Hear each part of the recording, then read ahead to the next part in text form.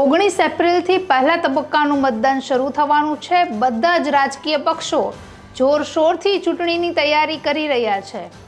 ભાજપે લગભગ બેઠકો પર ઉમેદવારોના નામની જાહેરાત કરી દીધી છે।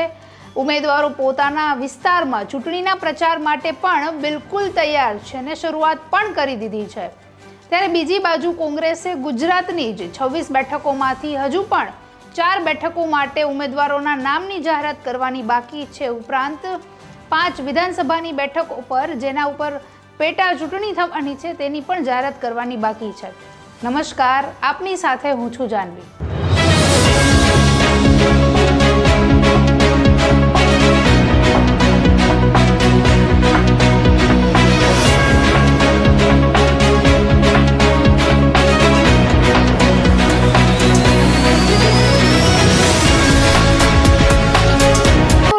સમીકરણ જોઈએ તો ટોટલ 26 લોકસભાની બેઠકો છે। તેમાંથી ભાજપે બધા જ બેઠકો પર ઉમેદવારોને ઉતારી દીધા છે। કોંગ્રેસે હજુ 4 બેઠકો પર નામની જાહેરાત કરવાની બાકી છે। સાથે જ ગુજરાતમાં જે વિધાનસભાની બેઠકો છે 5 બેઠકો ખાલી છે તેના પર પેટા ચૂંટણી પણ યોજાવાની છે। ભાજપે આ પેટા ચૂંટણી માટેના ઉમેદવારો પણ મેદાને ઉતારી દીધા છે, પણ કોંગ્રેસે હજુ પણ આ 5માંથી એક પણ નામ જાહેર કર્યું નથી। તો શક્યતા છે કે આજથી લગભગ 1 થી 2 દિવસમાં જ કોંગ્રેસ પોતાના ઉમેદવારોને મેદાને ઉતારી શકે છે। કોંગ્રેસ પક્ષ તરફથી જે ખાલી પડેલી બેઠકો છે તેના પર કોને ટિકિટ આપવી તેના નામ પણ ચર્ચાઈ રહ્યા છે। તે ચર્ચા મુજબ અમદાવાદ પૂર્વ બેઠક પરથી દલસુખ પટેલ અથવા હિંમતસિંહ પટેલને કોંગ્રેસ ટિકિટ આપી શકે છે। નવસારી બેઠક પર મુમતાઝ પટેલ અથવા નેશદ દેસાઈની સંભવતઃ ટિકિટ કોંગ્રેસ આપી શકે છે અને રાજકોટ બેઠક પર પરેશ ધાનાણી ઉમેદવાર તરીકે ફોર્મ ભરી શકે છે। હવે પરેશ ધાનાણીનું જે નામ છે ઓલમોસ્ટ ફાઇનલ છે, કારણ કે એ અંગેનો ખુલાસો પરેશ ધાનાણી પોતે પણ ભૂતકાળમાં કરી ચૂક્યા છે।